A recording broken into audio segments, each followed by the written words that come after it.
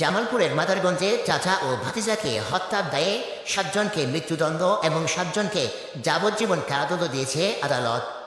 বৃহস্পতিবার দুপুরে জামালপুর জেলা ও দায়রা জজ আদালতের অতিরিক্ত জেলা ও দায়রা জজ মোহাম্মদ নেজামুদ্দিন এ রায় ঘোষণা করেন। বাদীর পুত্র স্বপন এবং বাদীর ভাই মোহর আলীকে ওনারা একটা ইউপি নিবেদনকে কেন্দ্র করে বাড়ির থেকে অপহরণ করে নিয়ে গিয়ে পরবর্তীতে হত্যা করেছে। 42 জন সাক্ষীর মধ্যে রাষ্ট্রপক্ষ আমরা 18 জন সাক্ষী উপস্থাপনা করি। এই মামলা প্রমাণিত করতে আমরা রাষ্ট্রপক্ষ সমর্থন হয়েছি বিধায় আদালত 7 জন আসামিকে মৃত্যুদণ্ডে দণ্ডিত করেছেন এবং 7 জন আসামিকে যাবজ্জীবন কারাদণ্ডে দণ্ডিত করেছেন।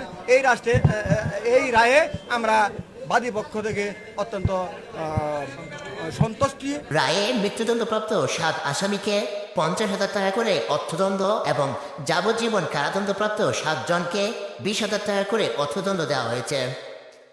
মৃত্যুদণ্ডপ্রাপ্তরা হলেন সাকওয়াত, সুহেল, আল আমিন, সাদ্দাম, অন্তর, উজ্জ্বল ও ফয়জুর। আর যাবজ্জীবন কারাদণ্ডপ্রাপ্তরা হলেন চানমিয়া, জিয়ার, শাহ আলম, কাউসার, সুমন, রিভাত ও মুস্তফা। সাজাপ্রাপ্ত সবাই এবং মামলার বাদীপক্ষ জামালপুরের মাদারগঞ্জ উপজেলার আদারভিটা ইউনিয়নের গাজারিয়া গ্রামের বাসিন্দা। মামলা রাষ্ট্রপক্ষের আইনজীবী মোহাম্মদ দিদারুল ইসলামের দেওয়া তথ্য অনুযায়ী পূর্বের একটি বিরোধকে কেন্দ্র করে 2016 সালের 16 মে রাতে এই হত্যাকাণ্ড ঘটে। সেদিন রাতে গান বাজনার কথা বলে সাকওয়াত ও সুহেল নামে 2 আসামি চাচা মোহর আলী এবং ভাতিজা স্বপন মিয়াকে বাড়ি থেকে ডেকে নিয়ে যান। পরবর্তীতে তাদের নিয়ে যাওয়া হয় মাদারগঞ্জের জোরখালী ইউনিয়নের কুকুরমারি এলাকায় ভানু ফকিরের পাট খেতে। সেখানে 2 জনকে নির্মমভাবে কুপিয়ে ও জবাই করে হত্যা করা হয় বলে মামলার অভিযোগে উল্লেখ করা হয়। হত্যাকাণ্ডের পর 3 দিন ধরে নিখোঁজ ছিলেন তারা। অবশেষে পাটক্ষেত থেকে উদ্ধার করা হয় চাচা মোহর আলী ও ভাতিজা স্বপন মিয়ার ক্ষত বিক্ষত মরদেহ।